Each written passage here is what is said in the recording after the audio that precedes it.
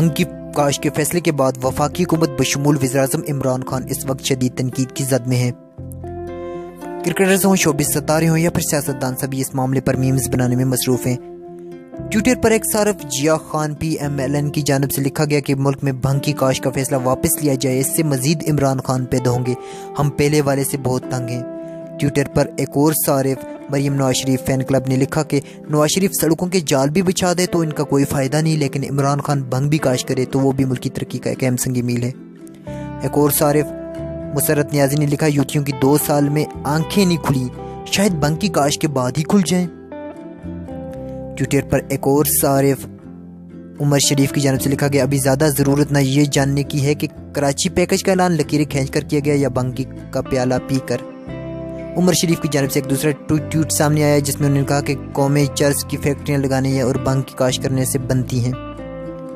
گمنام مارخور نے لکھا حکومت سے درخواست ہے کہ نئے تعلیمی سلیبس میں بھنگ کی کاش کے طریقے بھی بتائے جائیں تاکہ نئی نسل اس ملنگی کاش کے بارے میں زیادہ سے زیادہ معلومات حاصل کر سکیں۔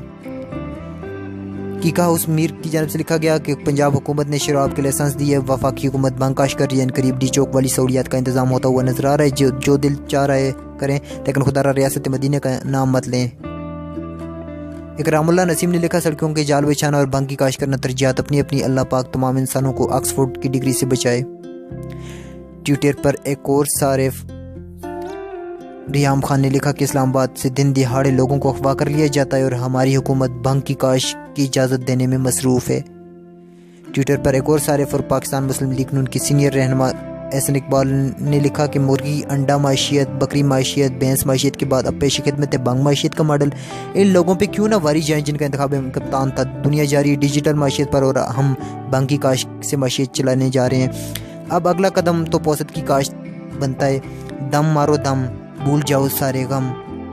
ٹویٹر پر ایک اور صارف سید سلیمان گیلانی نے لکھا کہ وفاقی کابینہ نے بھنگ کی کاشت کرنے کو قانونی بنانے کے لیے پرمٹ جاری کرنے کی منظوری دی ہے جس سے ملکی برآمدات میں اضافہ ہوگا۔ کوئی عقل مند بتا سکتا ہے کہ بھنگ سے معیشت کو فروغ دینے کے علاوہ کوئی اور بھی فائدہ معاشرے کو مل سکتا ہے یا اس ملک کی معیشت کو صرف بھنگ ہی اٹھا سکتی ہے؟ واضح رہے کہ اس سے پہلے وزیر science and technology Fawad Chaudhry نے کہا تھا کہ پاکستان بھنگ کی کاشتکاری سے $1 ارب ریونیو حاصل کرنے کے لیے کوشاں ہے۔